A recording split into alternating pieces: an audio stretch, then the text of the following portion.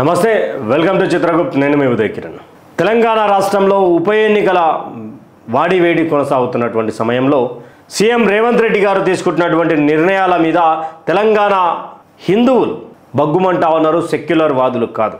ఎందుకు ఈ మాట మాట్లాడుతూ ఉన్నది చిత్రగుప్త్ అంటే కాంగ్రెస్ పరిపాలన మొదలైనప్పటి నుండి తెలంగాణ రాష్ట్రంలో 2023 డిసెంబర్ 7వ తారీఖు నుండి మొత్తం హిందువుల దేవాలయాల మీద దాడులు చూసినాం.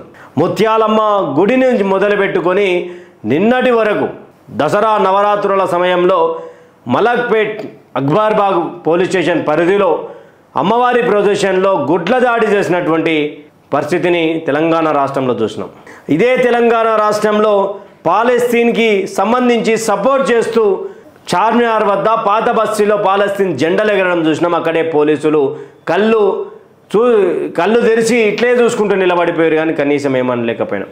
ఇదే తెలంగాణ రాష్ట్రంలో చార్మినార్ వద్ద బతుకమ్మ సంబరాలు చేసి వస్తున్నటువంటి హిందూ ఆడబిడ్డల మీద ఒక ఆటో డ్రైవర్ దాడి చేయడానికి పాల్పడ్డటువంటి సందర్భాలు చూసినాం. ఇక శివాలయం విషయానికి అయితేనేమింది, ఇక్కడ కుత్బులాపూర్ వద్ద, తర్వాత ఇక్కడ కార్వాన్ దగ్గర అక్కడ గుడిలో మన పిల్లి ఒక మేకకు సంబంధించినటువంటి మాంసాన్ని తీసుకుపోయి గర్భగుడిలో వేసినట్టు కొన్ని కథనాలు, తర్వాత సదాశివపేటలో కావచ్చు, శంషాబాద్లో కావచ్చు, వివిధ రకాలుగా హిందూ దేవి దేవతల దేవాలయాల మీద దాడులను చూస్తూనే వచ్చినాం. రీసెంట్గా 2-3 నెలల క్రితం బంజారా హిల్స్లోని పెద్దమ్మ గుడిని కూల్చివేయడం చూసాం హైడ్రా అధికారులు.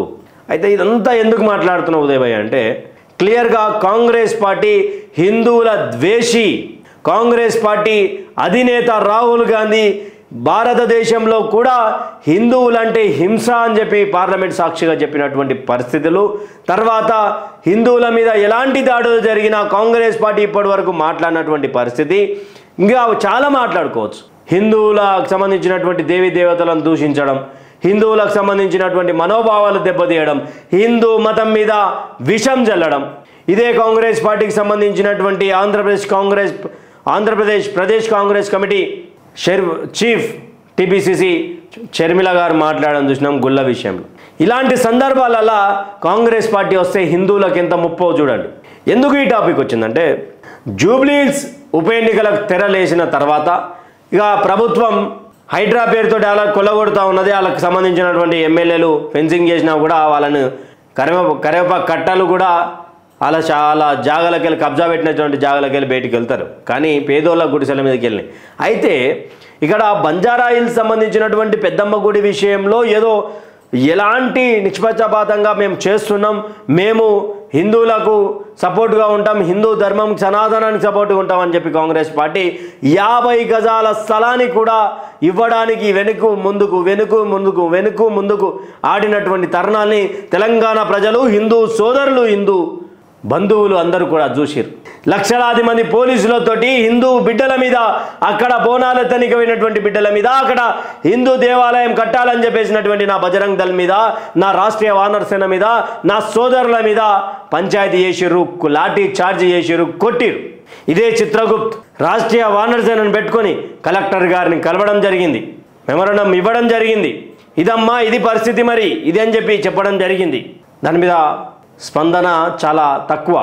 50 గజాలు ఇన్ని 200 గజాలు అంటే ప్రభుత్వ భూమిని ఎట్లిస్తాము మేము అని చెప్పి ప్రగల్భాలు పలికినటువంటి ఈ ప్రభుత్వం ఈరోజు జూబ్లీహిల్స్ ఉప ఎన్నికలు తెరలేసిన తర్వాత షేక్పేట్లో 2 ఎకరాలు, ఎర్రగడ్డలో 2 ఎకరాలు, షేక్పేట్ భూమి ఏమో ఆర్మీ వాళ్ళకి సంబంధించిన భూములను ముస్లింల శ్మశాన వాటికకి ఇచ్చే ప్రయత్నం చేస్తూ, ఇక్కడ ఎర్రగడ్డకు సంబంధించినటువంటి అక్కడ ప్లాన్ క్యాన్సల్ కాగానే ఇక్కడ ఎర్రగడ్డకు సంబంధించినటువంటి విషయంలో 2 ఎకరాలు ఇస్తామని చెప్పారు.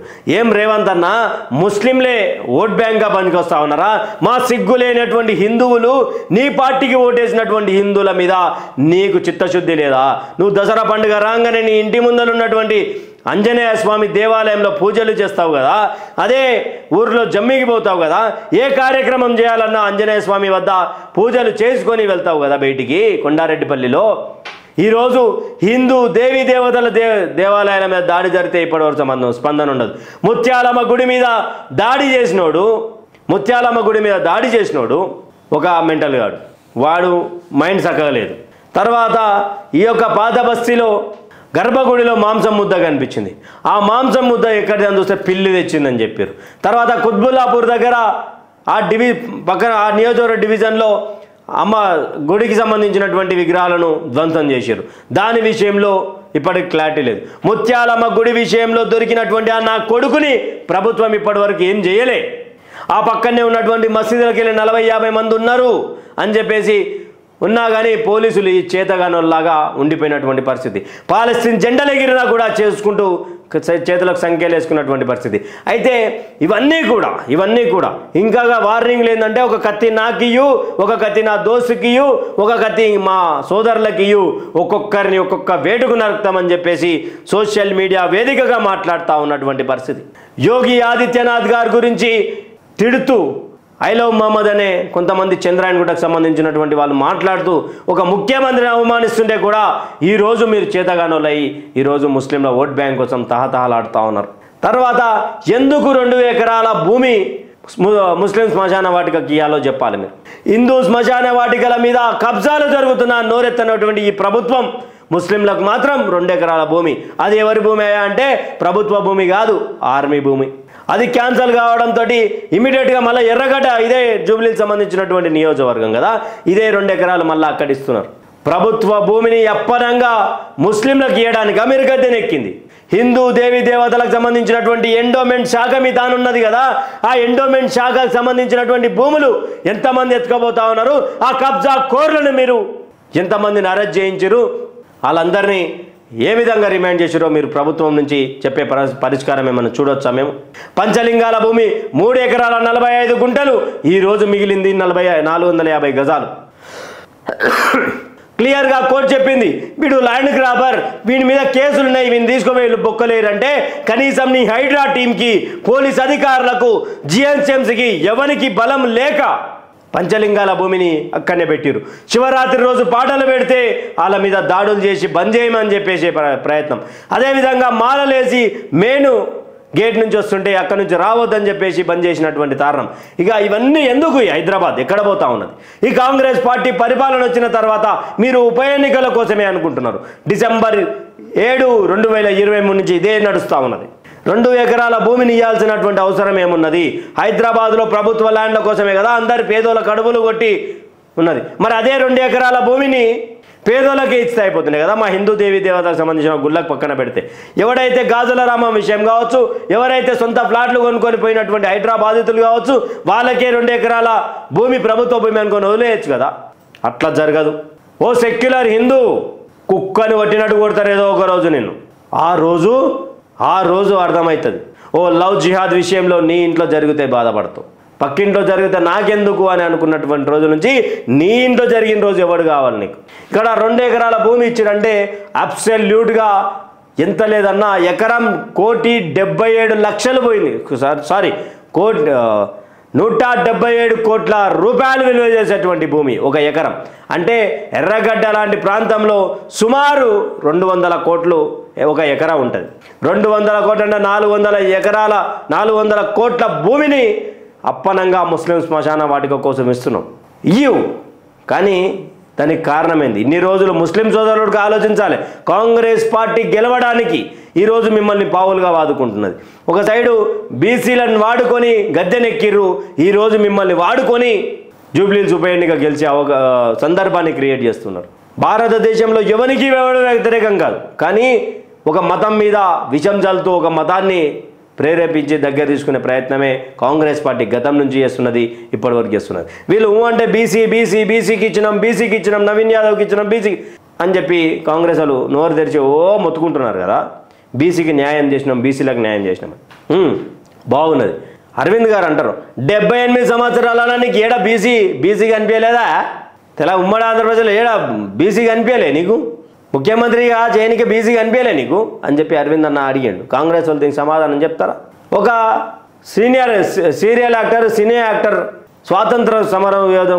స్వాతంత్రం గురించి మాట్లాడుతూ గాంధీ గారి వల్ల రాలేదు, భగత్ సింగ్, సుభాష్ చంద్రబోస్ లాంటి మహనీయులు ఎంతోమంది మహనీయుల వాళ్ళు వచ్చినందుకు ఈరోజు కాంగ్రెస్ వాళ్ళు గగ్గోలు పెడతా ఉన్నారు. ఇదే జూబ్లీ బంజారాలకు సంబంధించినటువంటి పెద్దమ్మ గుడి విషయంలో మీరు కనుక ఎందుకు 1 ఎకరా భూమి ఇవ్వద్దు, ఆ భూమిని అమ్మవారికే ఇస్తే అయిపోతుంది కదా. ఎండోమెంట్ శాఖ అనేది మన లోపల పెట్టుకున్నాం కదా, ఆ పైసలు దొబ్బి తింటున్నాం కదా, ఆ పైసలు తీసుకుపోయి ఇంకొక దాన్ని ఖర్చు పెడుతున్నాం కదా, ఆ పైసలు తీసుకొచ్చి చర్చిలకు మసీదులకు మదర్సాలకు ఇస్తున్నాం కదా అని చెప్పి ఆలోచన మీ సెక్యులర్ కాంగ్రెస్ నాయకులకు ఉన్నదా?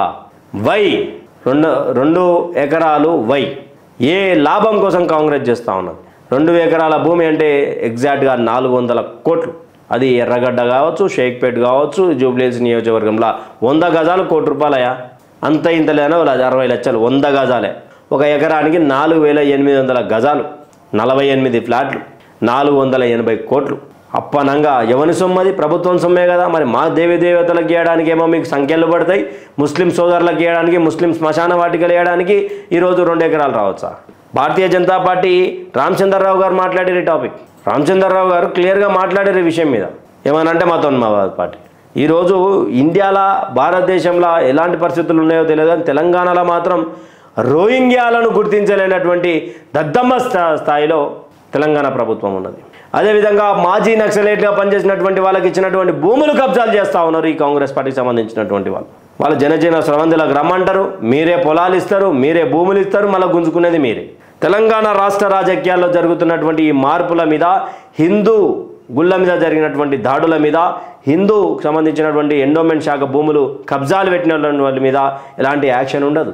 ముస్లింలకు ఒకటే క్వశ్చన్, ముస్లింలకు 2 ఎకరాల్సిన అవసరం ఏమున్నది? ఎందుకున్నదో ఒకసారి మీరు చెప్పాలి. ఎందుకు ఇవ్వద్దో నేను చెప్తా. వక్ఫ్ బోర్డు భారతదేశంలోనే ఎక్కువ భూములు కలిగినటువంటి ఏదైతే బోర్డు ఉన్నదో అదే వక్ఫ్ బోర్డు. 2-3 స్థాయిలలో కొంత రైల్వేకి సంబంధించినటువంటి, తర్వాత ఆర్మీకి సంబంధించి ఇవన్నీ దాంట్లో ఒక నెంబర్ 5 టాప్ 5లో వక్ఫ్ బోర్డు ఉన్నది. వాళ్ళకి సంబంధించినటువంటి భూములు వాళ్ళు వక్ఫ్ బోర్డు ఇస్తుంది కదా. ఎందుకు ప్రభుత్వానికి అంత అత్యుత్సాహం? ముస్లిం సోదరులు దయచేసి కాంగ్రెస్ పార్టీకి ఓటేసేటప్పుడు ఆలోచించారు. క్యాండిడేట్ని చూసి ఓటేసే ఆలోచన చేయండి. వాళ్ళు ఉత్తుత్తగా మీకు 2 ఎకరాలు ఇచ్చి తర్వాత గెలిచిన తర్వాత మీకు దగ్గర కూడా రానియరు, హైడ్రా అని చెప్పేసి మొత్తం ఫెన్సింగ్ వేసేసుకుంటారు. ఇవన్నీ జరిగే అవకాశాలు ఉన్నాయి. ఒకసారి మీ ఆలోచనకే వదిలేస్తున్నాం. జూబ్లీహిల్స్లో ఎవరికి ఓటేస్తారు, మరీ ముఖ్యంగా హిందూ సెక్యులర్ వాదులకు ఆలోచించుకోవాలని చెప్పేసి కూడా ఈ విషయం తెలియజేస్తా ఉన్నా. Stay tuned with Chitragupta, signing off. Me Uday Kiran. Thank you for watching.